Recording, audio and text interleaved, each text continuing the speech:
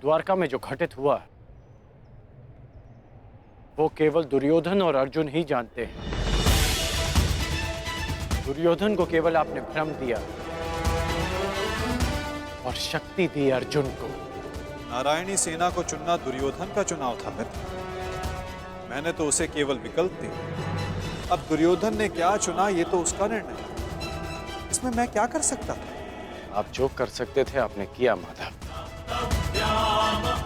और उसका परिणाम वही हुआ जो आप चाहते थे।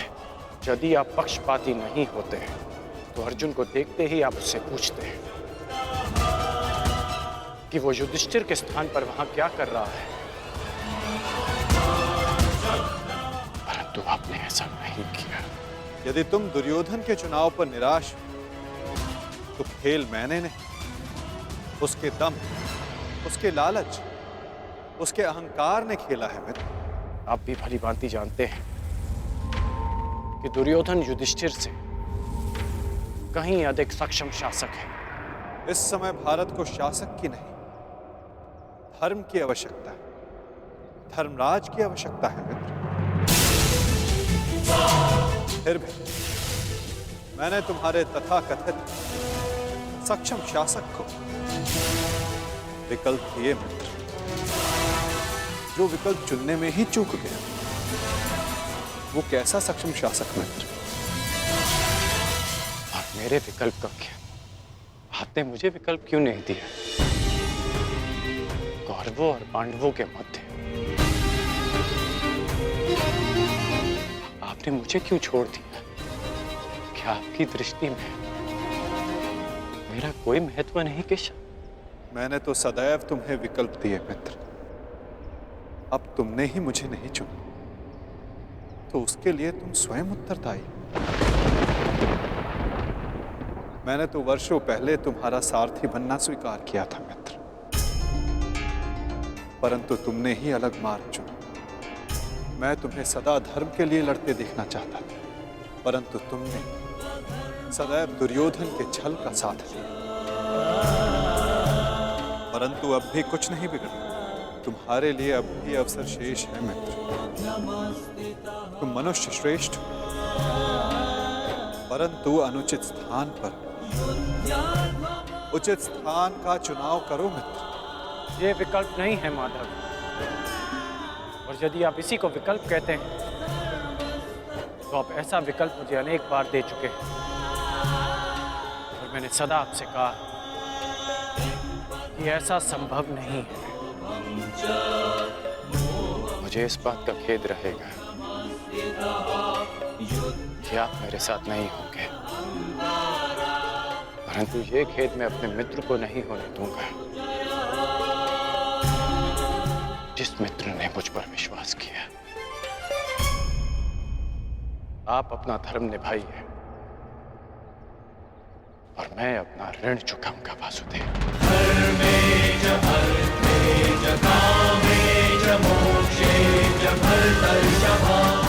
युद्ध में भेंट होगी। प्रणिपात वासुदेव।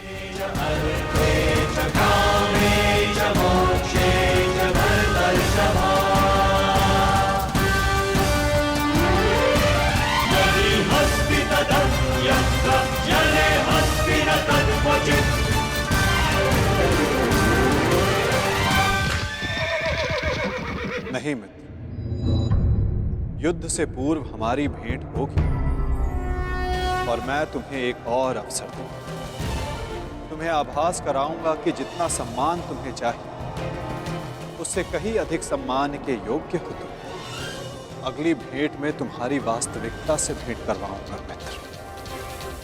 तुम्हें ज्ञात होगा कि तुम वास्तव में कौन हो।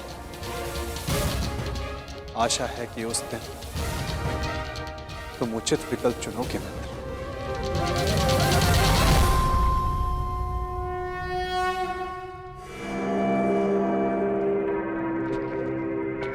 अमाश्री,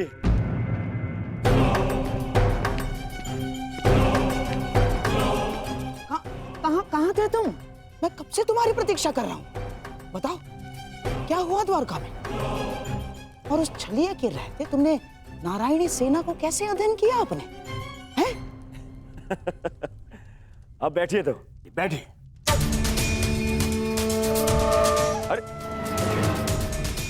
मामा श्री, आज तक आप अपनी चालों से मुझे आश्चर्य में डालते थे,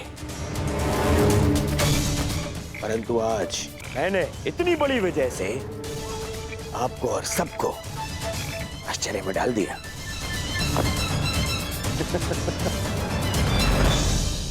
सब इतने प्रसन्न है मेरे इस निर्णय से, सवाए मेरे मित्र कर्ण के। समझ में नहीं आता उसे अभी भी ऐसा क्यों लगता है कि मुझे सेना को छोड़ के उसने हत्या कृष्ण को चुनना चाहिए था।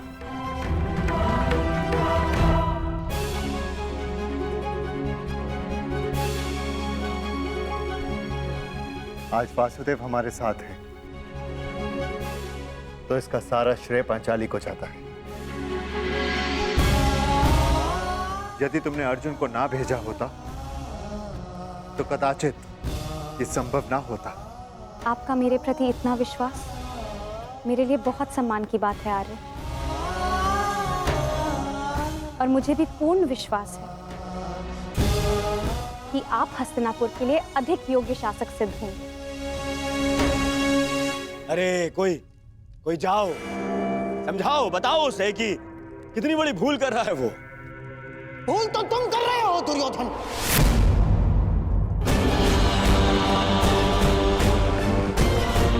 आज पहली बार मैं कर्ण से सहमत हूं। तुम्हें नारायणी सेना के स्थान पर कृष्ण को ही चुनना था, ये क्या कर लिया तुमने? अरे मैंने क्या किया मामाश्री? उस कृष्ण ने वहां वचन दिया कि वो युद्ध में अस्त्र नहीं उठाएगा, तो फिर मैं नारायणी सेना को छोड़कर उस निहत्थे कृष्ण को चुनकर क्या कर लेता? अब हमारे विरुद्ध पूरी नारायणी सेना होगी, जो हर प्रकार की व्यूह रचना में निपुण है। हमें अपने सैनिकों को श्रेष्ठ प्रशिक्षण देना होगा। जब तक माधव हमारे साथ है नकुल, हमें किसी बात की चिंता करने की कोई आवश्यकता नहीं। यदि आज वो हमारे पक्ष में होता तो पांडवों के लिए नहीं, आज वो हमारे लिए रणनीति बनाता, हमारे लिए। उसका वास्तविक अस्त्र तो उसकी नीति ही है। वो कृष्ण कोई साधारण मनुष्य नहीं है ना। अरे महामायावी है वो, महामायावी। वो समय को अपने मुताबिक चलाना जानता है, और इतना ही नहीं, वो अपने पक्ष के अनुसार परिस्थितियां भी बदल देता है। समझ गए? इसीलिए हम आरंभ से चाहते थे कि पांडवों से कैसे अलग कर दिया जाए उस छलिए को, परंतु तुमने इतना बड़ा अवसर गवा दिया। क्या किया ये? है? क्या कर दिया ये तुमने? अरे समझ में नहीं आता है मुझे, क्यों सब उस कृष्ण से इतना भयभीत हैं? क्यों? कुछ नहीं बिगाड़ पाएगा वो। अब तो उसकी सेना भी मेरे अधीन है, कुछ नहीं बिगाड़ पाएगा वो। देखो दुर्योधन, अब इस बात पर वाद विवाद करके समय व्यर्थ करने से कोई लाभ नहीं। जो हानि होनी थी वो तो हो चुकी। अब इस हानि की भरपाई करने का समय आ गया है। उचित कहा आर्य। अब चाहे जो हो जाए, कौरवों की पराजय निश्चित है, क्योंकि ये धर्म युद्ध है। विजय धर्म की ही होगी, और वासुदेव के हमारे पक्ष में आने के साथ साथ न्याय और धर्म भी हमारे पक्ष में है। विजय हमारी होगी।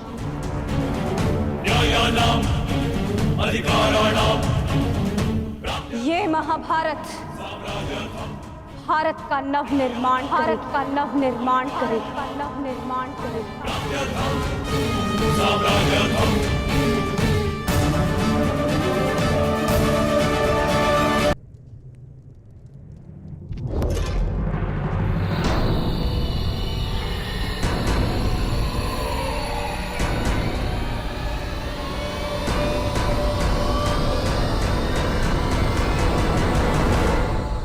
अच्छा हुआ कर्ण, तुम आ गए। हम तुम्हारी प्रतीक्षा कर रहे थे। हाँ, सभा का आरंभ मैं सबसे पूर्व महाराज धृतराष्ट्र को राजकुमारी लक्ष्मणा के विवाह की बधाई देकर करना चाहता हूँ। बधाई हो महाराज। और हाँ, अत्यंत खेद के साथ मुझे ये भी कहना पड़ रहा है कि ये अंतिम शुभ अवसर था जिसमें सारे कुरुकुल ने भाग लिया। हाँ, क्या पता इस युद्ध के पश्चात कौन जीवित रहेगा और कौन नहीं।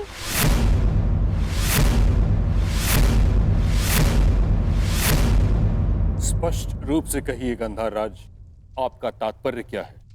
अब से पूर्व तो आपने इस प्रकार के विचार कभी प्रकट नहीं किए, और अब जब दुर्योधन ने कृष्ण को ना चुनकर नारायणी सेना को चुना है, तो अब इस प्रकार के विचार क्यों? आपका प्रश्न उचित है महामहिम, परंतु यदि मैं अपनी भूल स्वीकार भी करता हूं, तो क्या वो भूल मैं सुधार सकता हूं? कर्ण, तुम्हारा इस विषय में क्या कहना है?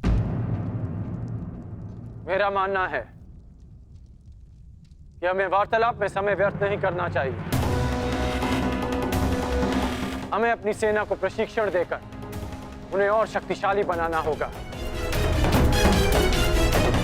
अपनी सेना में अधिक से अधिक महान योद्धाओं को एकत्रित करना होगा।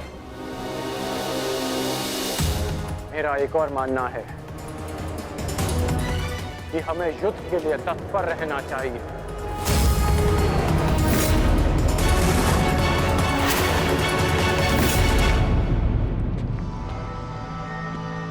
क्या तुम्हें भी यहाँ उपस्थित होने के लिए कहा गया? हाँ भ्रातृश्री, मुझे प्रहरी ने निद्रा से उठाकर संदेश दिया कि हमें शीघ्र ही यहाँ उपस्थित होना है। परंतु क्यों और किसके आदेश पे? ये आदेश मैंने दिया है।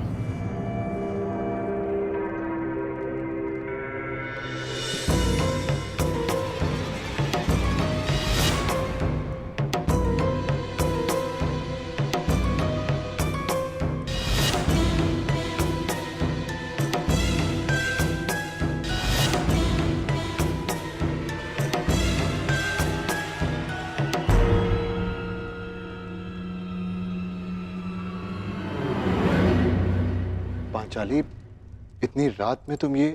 क्योंकि ये समय सोने का नहीं है धर्मराज, जागने का है। और जो बात मैं कहना चाहती हूँ उसके लिए सूर्योदय की प्रतीक्षा नहीं कर सकती। ऐसा क्या है पांचाली?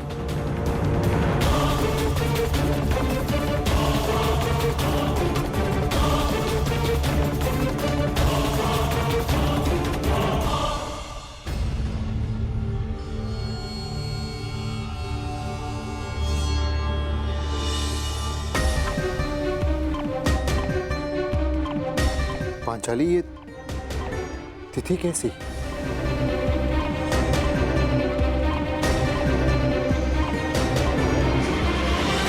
ये वो तिथि है आर्य जिस दिन हम कौरवों के विरुद्ध युद्ध आरंभ करेंगे।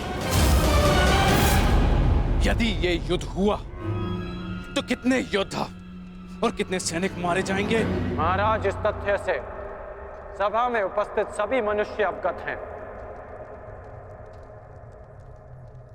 हाँ, ये भी तो हो सकता है कि हम में से किसी को युद्ध में जाने की आवश्यकता ना पड़े।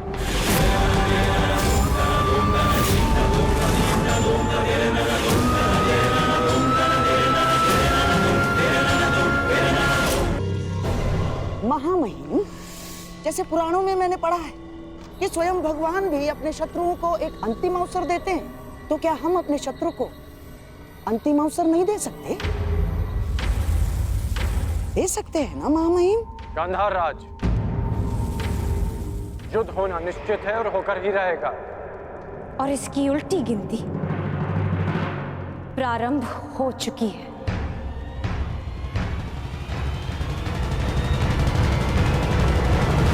मैं तुम्हारे विचारों से सहमत नहीं हूं। जितना असहमत मैं गंधार नरेश की सोच से हूं, उतना ही असहमत मैं इस निष्कर्ष से हूं। हर परिस्थिति में संधि युद्ध से श्रेष्ठ होती है। हमें पांडवों से संधि वार्ता कर लेनी चाहिए। युद्ध अभी प्रारंभ नहीं हुआ है महाराज, हम इसे रोकने का प्रयास कर रहे हैं। हमें पांडवों से शांति वार्ता करनी चाहिए। मैं जानता हूं कि आप भी ये युद्ध रोकना चाहते हैं, हम भी नहीं चाहते कि ये युद्ध हो। हमारा प्रयास है कि हस्तिनापुर के मस्तक पर इस महाविनाशी युद्ध का कलंक न लगे। ठीक है ताक्षरी, यदि यह हस्तिनापुर के भविष्य का प्रश्न है तो हम अपने दूत को पांडवों के समक्ष भेजने की आज्ञा देते हैं।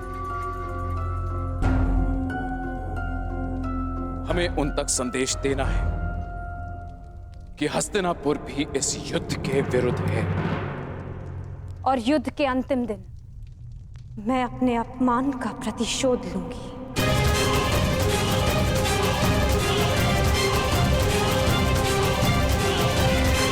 जिस दिन दुर्योधन का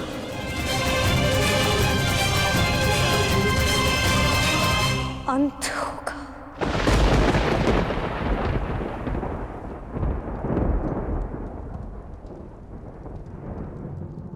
महाराज ऐसे ये मेरा अंतिम निर्णय है कर्ण। हमें अपनी ओर से एक प्रतिनिधि चुनना होगा। क्या आपके मस्तिष्क में कोई नाम है महाराज? संजय।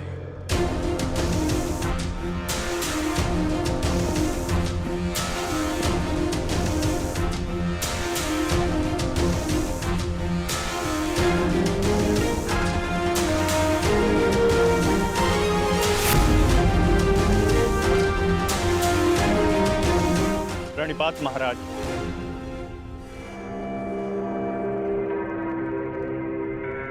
मुझे भी संजय के साथ जाने की आज्ञा दीजिए महाराज।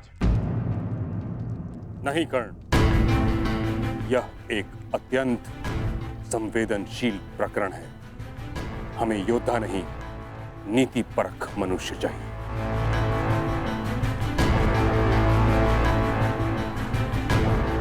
विदुर, तुम संजय के साथ जाओगे।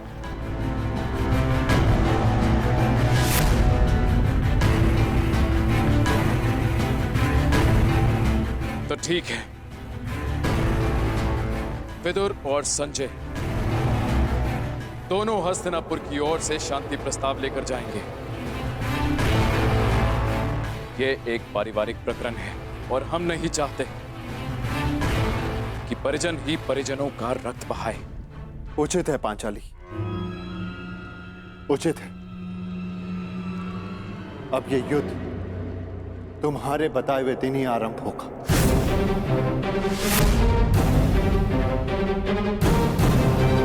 और इसका संदेश हम कौरवों तक पहुंचा देंगे।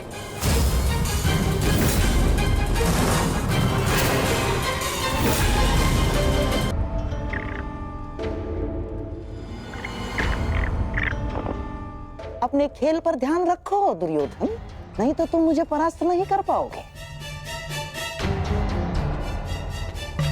क्षमा कीजिए महाश्री, आपके इस अवसर में आपके जितना कौशल नहीं है मेरा, और खेल में मेरा ध्यान नहीं लग रहा है, क्योंकि मुझे समझ में ही नहीं आ रहा है कि आपने ऐसा किया क्यों।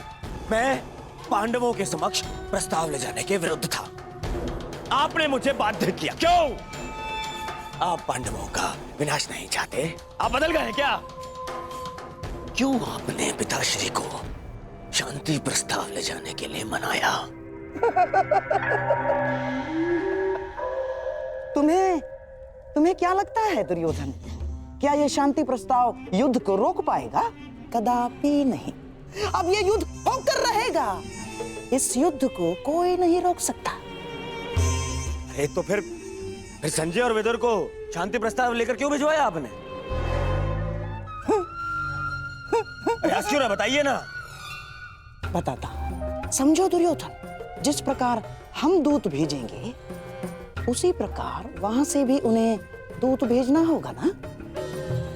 तुम्हें क्या लगता है कौन आएगा दूत बन के पांडवों की तरफ से? कौन आएगा? वही जो दर्शाता तो यही कि उसका किसी भी निजी प्रकरण से कोई संबंध नहीं, परंतु जो हर प्रकरण में बीच में घुस आता है, जो मेरे हर छल को अपनी बुद्धि के बल से असफल कर देता है, वो जिसकी मनोहर बातों का व्यू गुरु द्रोणाचार्य के चक्रव्यूह से भी अधिक शक्तिशाली है, वो जो हस्तिनापुर के सिंहासन पर तुम्हें नहीं उन पांडवों को बिठाना चाहता है।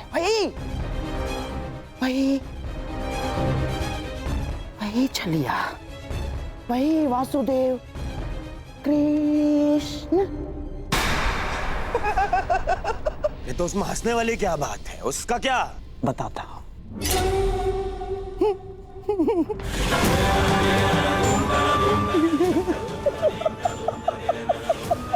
चलिए।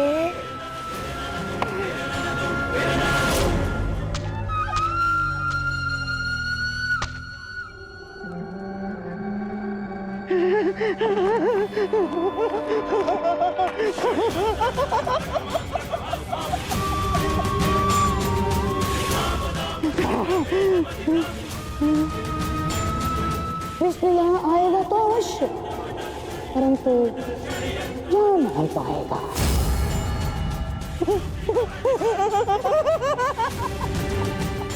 जा नहीं पाएगा।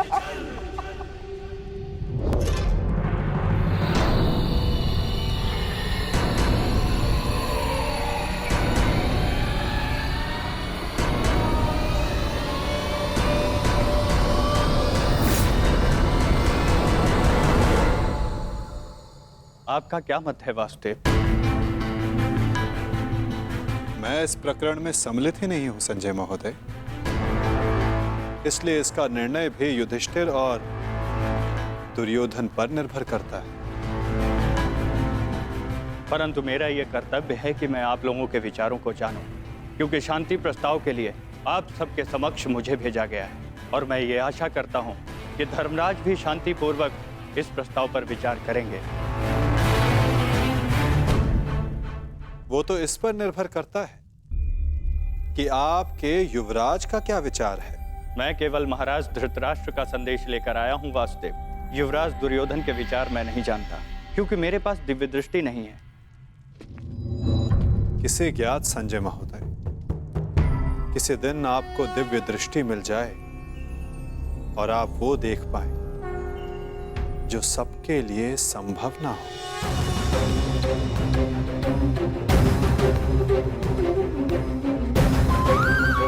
धर्मराज, आपके समक्ष हस्तिनापुर से शांति प्रस्ताव आया है।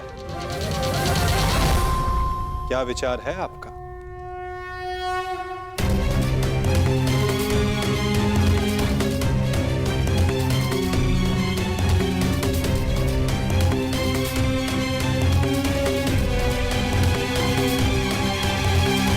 यदि हस्तिनापुर शांति चाहता है तो हमें भी युद्ध करने की कोई ललक नहीं।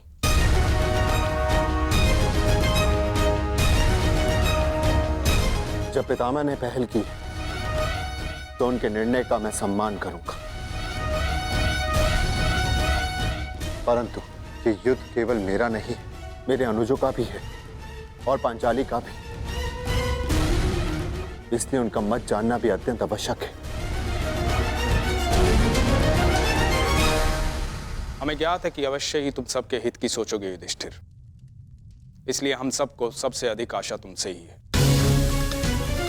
मुझे विश्वास है प्रतिकार और प्रतिघात के स्थान पर तुम शांति को महत्व दो।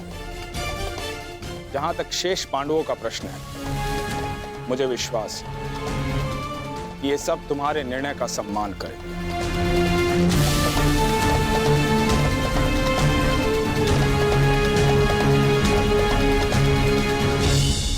विचार विमर्श करके उत्तर दे धर्मराज, क्या निर्णय होगा आपका?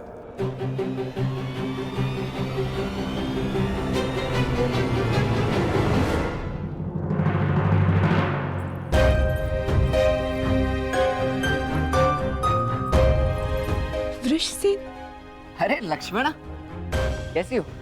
मैं ठीक हूँ, परंतु तुम्हें यहाँ देख के आश्चर्य हुआ। तुम यहाँ कैसे? वो मैं शाम से मिलने आया था। हाँ, परंतु कुमार, शाम से पहले मैं तुमसे मिलना चाहती थी।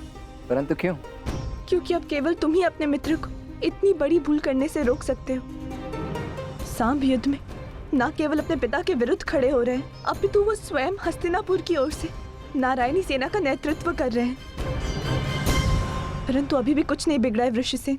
सांब तुम्हारा मित्र है, उसे समझाओ, वो तुम्हारी बात कभी नहीं टालेगा। क्षमा चाहता हूँ लक्ष्मणा। देखो, मैंने सदैव मित्र बनकर तुम्हारी सहायता की है, तुम्हारा पक्ष लिया है, परंतु आज मैं सांब का पक्ष लूंगा। वृषसेन? हाँ लक्ष्मण, मैं ये बहुत पहले ही निर्णय ले चुका हूं कि सांब जिस भी पक्ष में होगा, मैं सदैव उसी का साथ दूंगा।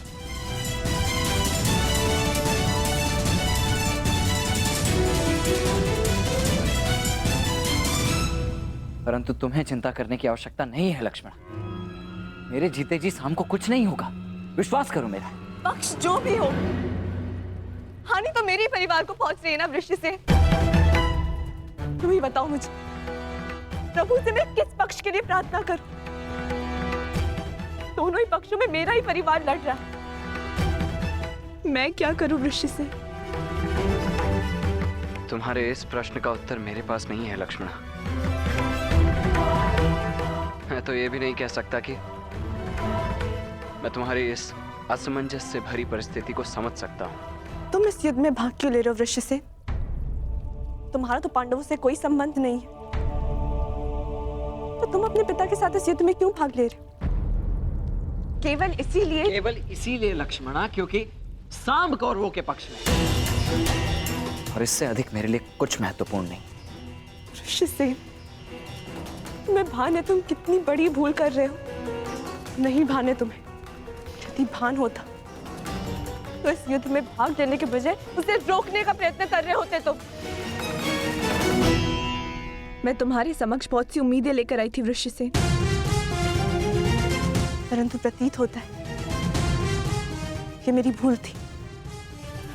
अपना ख्याल रखना वृषसेन।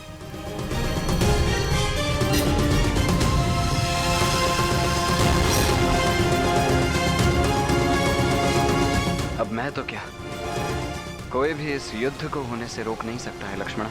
तुम्हारा अपमान मुझे स्मरण है पांचाली, परंतु इस महायुद्ध में केवल महाविनाश होगा। दोषियों को दंड अवश्य मिलेगा, परंतु सहस्त्रों लाखों निर्दोषों के प्राण भी जाएंगे। न जाने कितने परिवार बिखर जाएंगे पांचाली, कितने परिवार। और न्याय का क्या धर्मराज? ये युद्ध न्याय का है, और आपकी ली हुई प्रतिज्ञा का क्या? अरे भीम, मैं कुछ नहीं भूला हूं पांचाली, ना ही तुम्हारे अपमान को, ना ही मेरी प्रतिज्ञा को। और जहां तक बात है इस शांति प्रस्ताव की, तो मैं इससे बिल्कुल सहमत नहीं। परंतु पांचाली, हम सब तुम्हारा मत जानना चाहते हैं, क्योंकि यह प्रस्ताव स्वयं पितामह और महाराज के द्वारा भेजा गया है, और इसे ऐसे ही ठुकराया भी नहीं जा सकता। आप भूल रहे हैं वृकोदर, उस सभा में श्रद्धेय पितामह और महाराज धृतराष्ट्र भी उपस्थित थे, और वो भी मेरा अपमान होने से नहीं रोक पाए थे। मुझे लगा था कि वनवास पूर्ण होने के पश्चात हम सबके जीवन का एक ही उद्देश्य है, कौरवों का विनाश।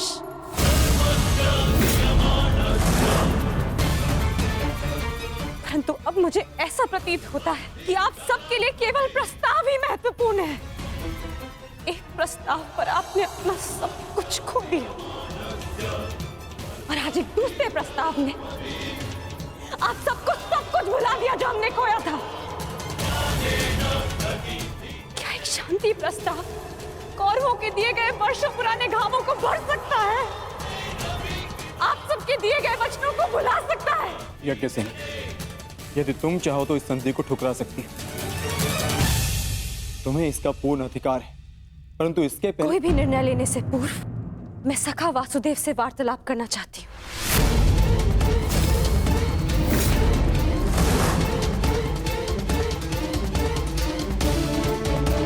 क्या हुआ? सखा कहाँ है? वो हस्तिनापुर के लिए प्रस्थान कर रहे हैं। परंतु क्यों? परंतु क्यों? पांडवों की ओर से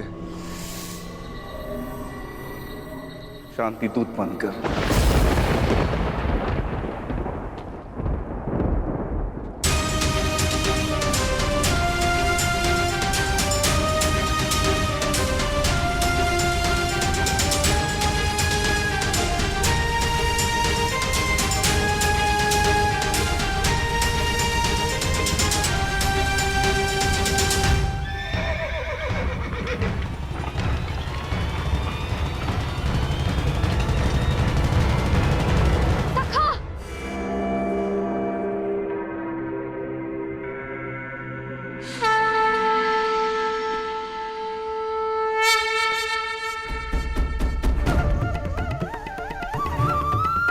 क्रोधित हो अपने सखा से?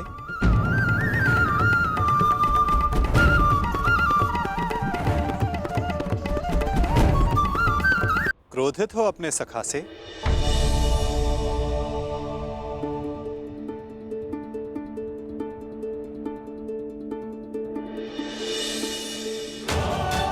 मुझे लगा प्रस्थान कर गए। भला अपनी सखी से मिले बिना मैं प्रस्थान करने की सोच भी कैसे सकता हूं? जानता हूं तुम्हारे मन में बहुत प्रश्न तुम्हें व्याकुल कर रहे हैं। जो कुछ भी तुम्हारे हृदय में है कह सकती हो। मैं वचन देता हूं तुम्हारे हर प्रश्न का उत्तर देगा ये सखा। ठीक है, तो बताइए कहाँ जा रहे थे आप? हस्तिनापुर, पांडवों के शांति दूत बनकर? अपनी सखी का अपमान भूल गए आप सखा? अपमान करने वालों के समक्ष संधि का प्रस्ताव लेकर जा रहे हैं आप? मुझे आपसे ये आशा नहीं थी सखा। आप उन दोषियों से गले मिलने को तत्पर हो गए जिन्होंने मेरे... क्या यही आपका न्याय है सखा कि आप मेरा मत जाने बिना ही जा रहे थे?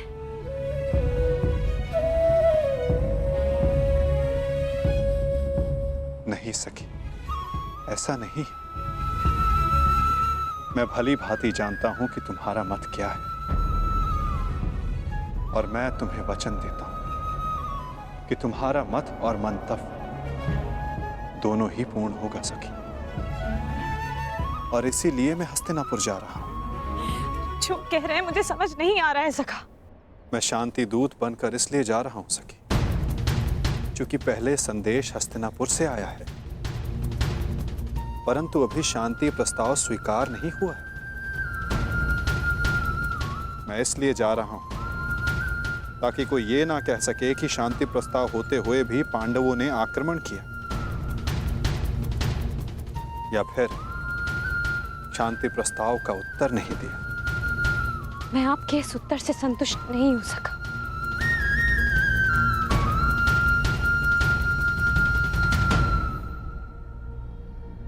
सखी, मैंने तुम्हें यह कहा था कि मैं तुम्हारे प्रश्नों का उत्तर दूंगा, परंतु संतुष्ट होना या ना होना ये तुम पर निर्भर करता है सखी। अब मुझे हस्तिनापुर जाने की आज्ञा दो।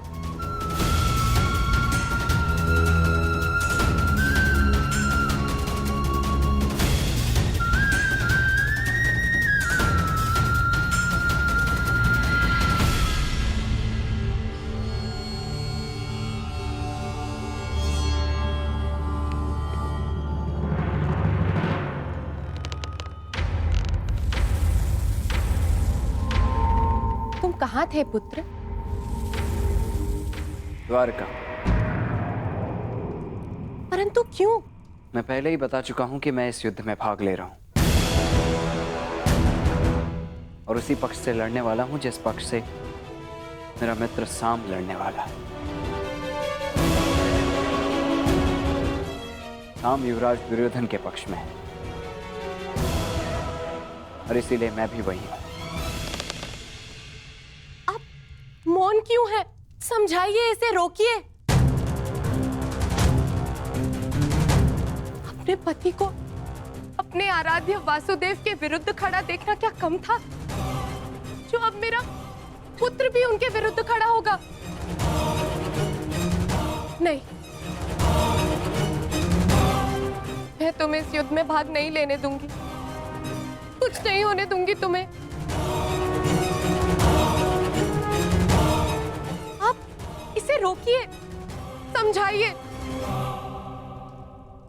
श्री कृष्ण के विरुद्ध युद्ध में खड़े होने का अर्थ है केवल सर्वनाश। और ये अपने पिता की आज्ञा के विरुद्ध जाकर इस युद्ध में भाग नहीं ले सकता है।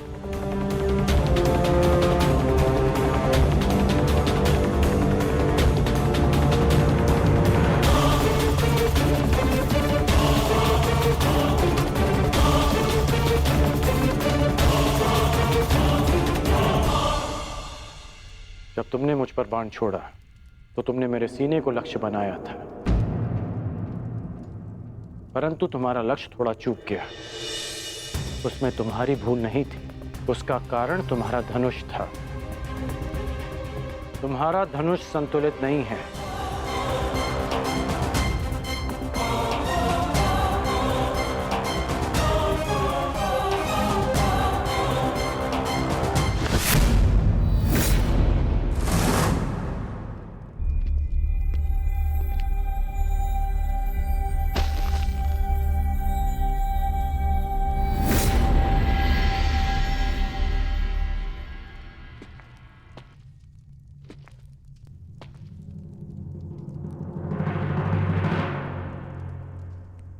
ये बिल्कुल संतुलित धनुष है, जिसे मैंने अपने हाथों से बनाया है। जो तुम्हें इसी का प्रयोग करना है। लक्ष्य कभी नहीं चूकेगा।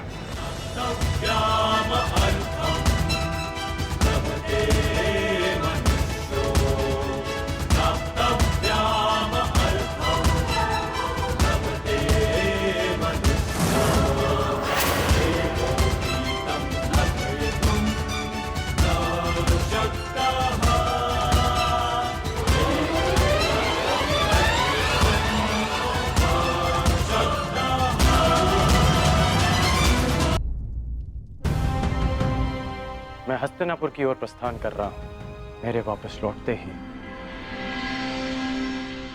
तुम्हारा प्रशिक्षण प्रारंभ हो जाएगा।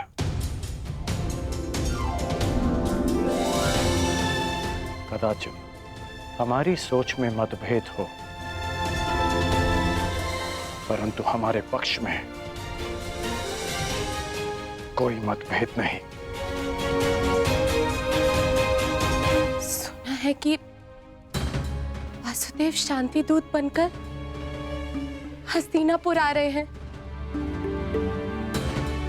तो हो सकता है कि ये युद्ध टल जाए। नहीं, युद्ध होना निश्चित है। हाँ, वासुदेव स्वयं आ रहे हैं तो अवश्य कोई बात होगी।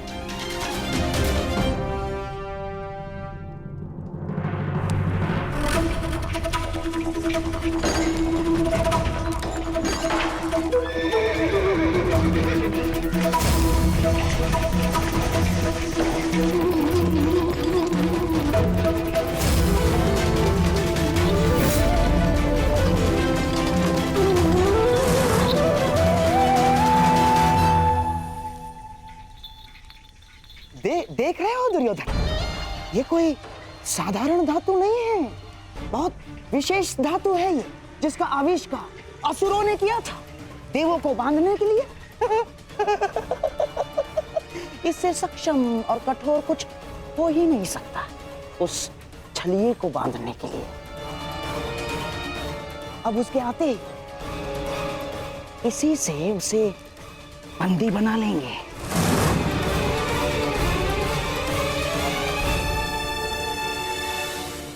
बहुत अच्छे मामा श्री, सबसे कठोर धातु की श्रृंखला। हाँ?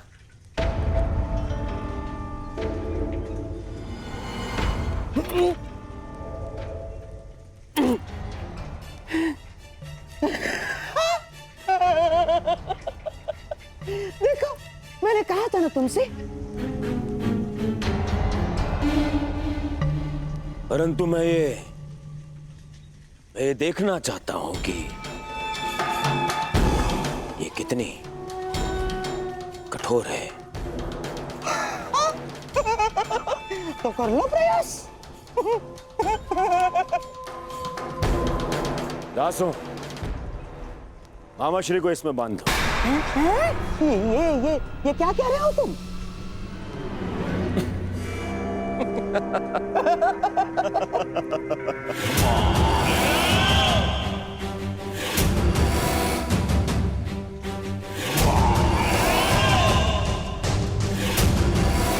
मुझे इस श्रृंखला से बांध दिया जाए। बांधो! अरे बांधो बांधो।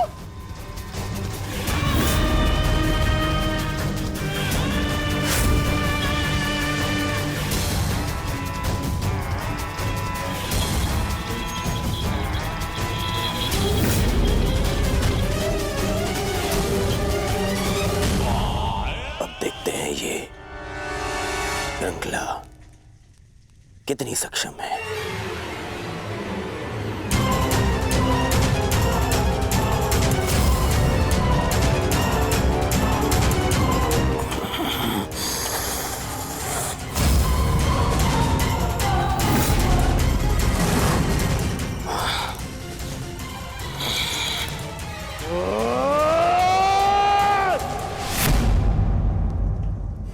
अद्भुत, निसंदेह ये अद्भुत है। अब हुआ पूर्ण प्रबंध उस वासुदेव के स्वागत का।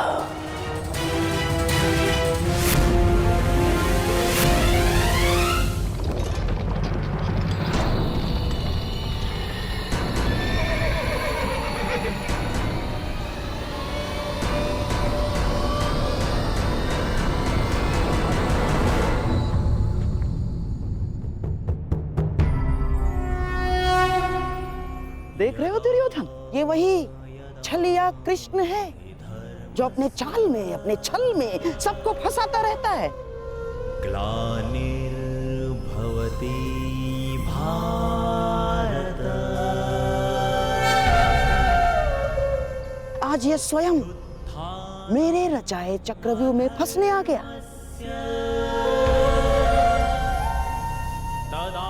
इसे ज्ञात नहीं है कि आज ये इस प्रासाद से बाहर निकल ही नहीं पाएगा।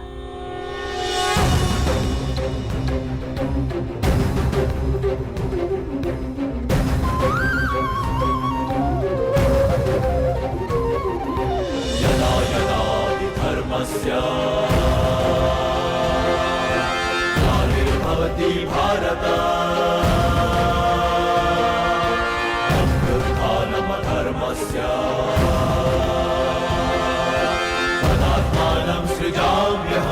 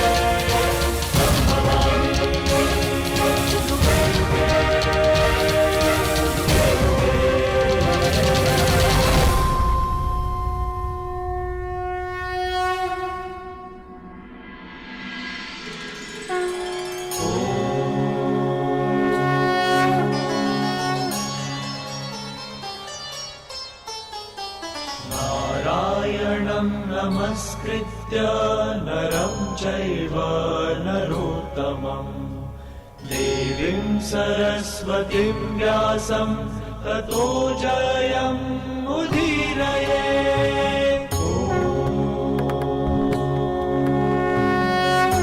प्रणिपात हस्तिनापुर नरेश। कल्याण हो वासुदेव। प्रणिपात गंगापुत्र। कल्याण हो वासुदेव।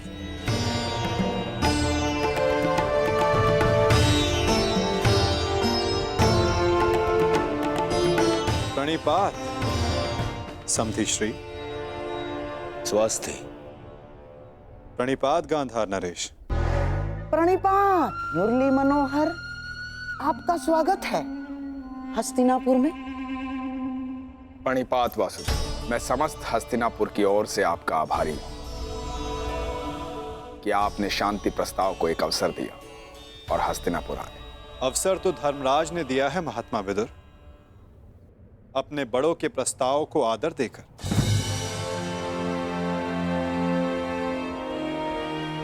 मैं तो बस उनका संदेश यहां लाया हूं। वासुदेव, संदेश अपने स्थान पर है।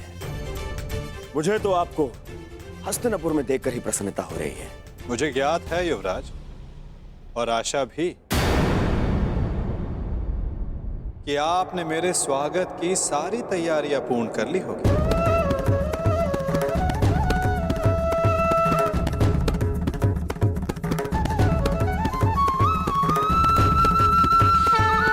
कि आपने मेरे स्वागत की सारी तैयारियां पूर्ण कर ली होगी। अवश्य। आप मेरे समधी जो हैं। चलिए, आइए मेरे कक्ष में चलते हैं। मेरे कक्ष में चल के आदर सत्कार ग्रहण कीजिए। आपके मुख से ऐसे वचन सुनकर संतोष हुआ युवराज, और अधिक प्रसन्नता इस बात की हुई है कि आपने मुझे शांति दूत के रूप में स्वीकार किया। ये शांति प्रस्ताव के बारे में हम कल बात करेंगे। आप यात्रा से आए हैं, विश्राम करें, थकान दूर करें। आइए। क्यों नहीं युवराज, अवश्य।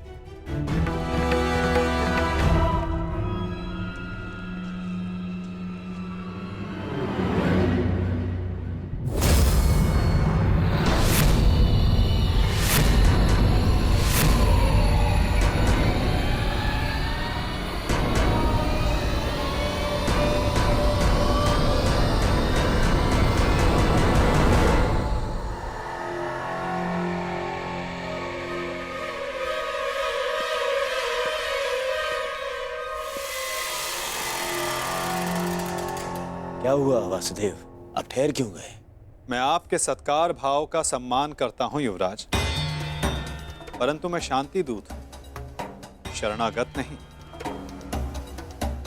और वैसे भी पांडवों ने मुझे अपने पक्ष में चुना।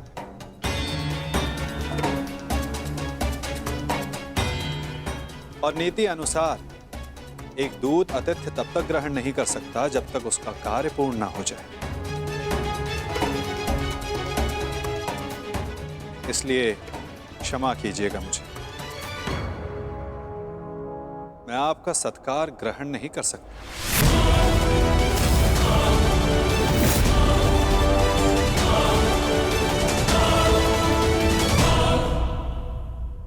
परंतु फिर आप कहां ठहरेंगे? आप उसकी चिंता ना करें युवराज, मेरे पास अपनी व्यवस्थाएं हैं। आइए भी ना वासुदेव, आप हमारे यहाँ पधारे, हम धन्य हुए। हमारे यहाँ आकर हमें कृतार्थ करें। हमने आपकी ऐसी व्यवस्था की है वासुदेव कि आप हस्तिनापुर छोड़कर कहीं जाएंगे ही नहीं। ऐसा कुछ नहीं जो सदा रहे, और ऐसा कुछ नहीं जो सदा ना रहे। तो फिर मेरे यहाँ होने ना होने का क्या अर्थ रह जाता है गांधार नरेश?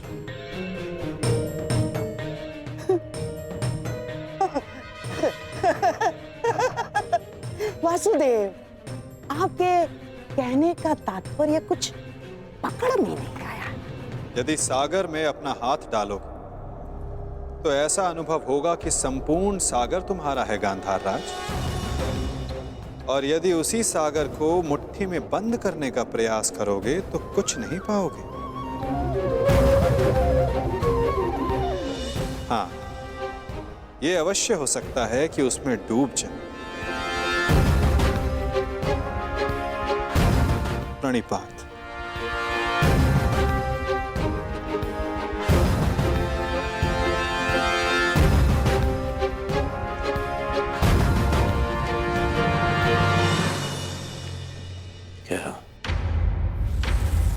क्या चल क्या रहा है इस चलिए के मन में? कहीं से हमारी योजना का भान तो नहीं हो गया? शांत रहो दुर्योधन, शांत रहो। आज नहीं आया तो क्या हुआ? कल तो इसे सभा में आना ही होगा और ये आएगा। क्यों? शांति दूत है, इसे अवश्य आना होगा और फिर हमारी योजना सफल। वासुदेव, आपका आतिथ्य बनने का सौभाग्य मिला, मेरे लिए सम्मान की बात है। आशा करता हूं ज्येष्ठ पांडु पुत्रों की ओर से कोई सकारात्मक संदेश लाए होंगे।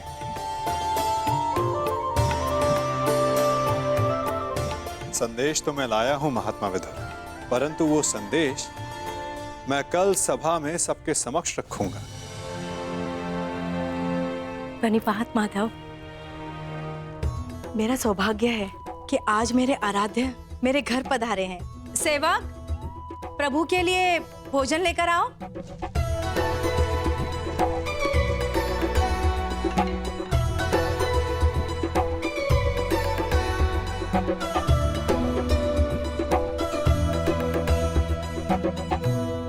भोग लगाइए प्रभु।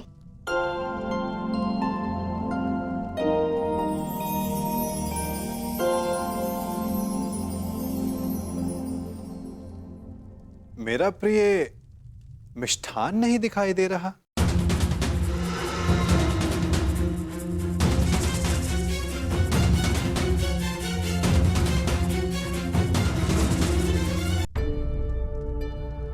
जानती हूँ आपको मिष्ठान बहुत प्रिय है वासुदेव, परंतु जब से कुलवधू का राजसभा में अपमान हुआ, हमने मिष्ठान त्याग दिया। हाँ वासुदेव, उसी दिन कुरुकुल के पतन का प्रारब्ध लिखा जा चुका था। जिसके कुल का नाश हो रहा हो वो विलाप करता, मिष्ठान कैसे खा सकता है? उसी दिन से हम ये साधारण भोजन ग्रहण करते। ये विनाश एक नए आर्यव्रत को जन्म देगा महात्मा। जब अन्याय से न्याय के त्राण के लिए रणभेरी बजे तो वो अवसर शुभ ही होता है, और शुभ अवसर पर मिष्ठान आवश्यक है। और मैं यहां भोजन पर निमंत्रित हूं। अपना प्रिय मिष्ठान खाए बिना यहां से जाने वाला नहीं मैं।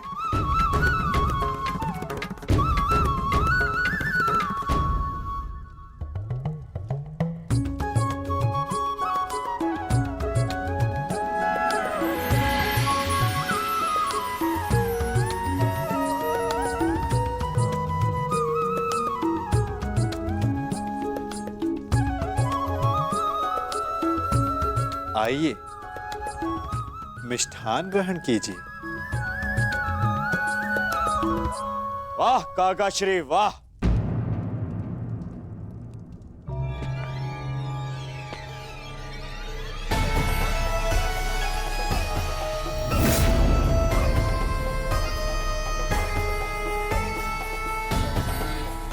छप्पन भोग का आनंद लिया जा रहा है। आओ पुत्र दुर्योधन, तुम भी मिष्ठान ग्रहण करो। मिष्ठान नहीं, वो क्या है ना काकाश्री, मेरे मन में जो कड़वाहट भर दी है आपने।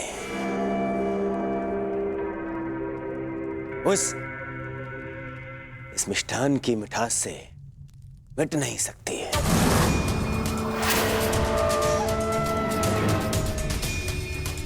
कितने कितने दोगले हैं आप।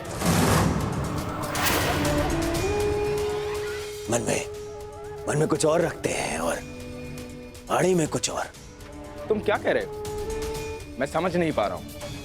परंतु मुझे समझ में आ रहा है। मैं समझ गया हूं कि आप इतने वर्षों से क्या करना चाहते हैं। आप मुझे नीचा दिखाना चाहते हैं।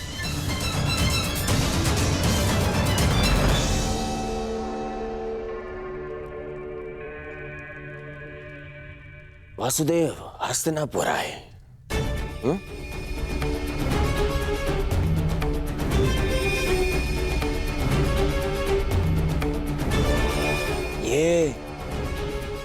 ये मेरे संबंधी हैं।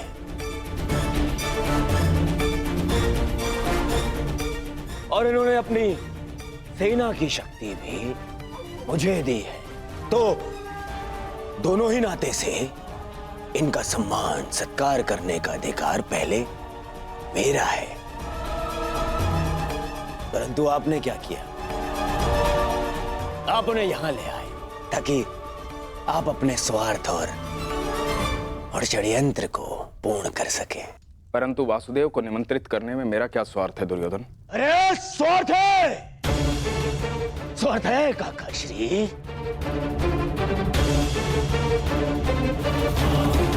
राजसभा में प्रस्थान से पूर्व आपने यहां इसलिए लाए ताकि आप अपने वो प्रिय पांडवों के पक्ष में इन्हें उकसा सके। स्वार्थ है।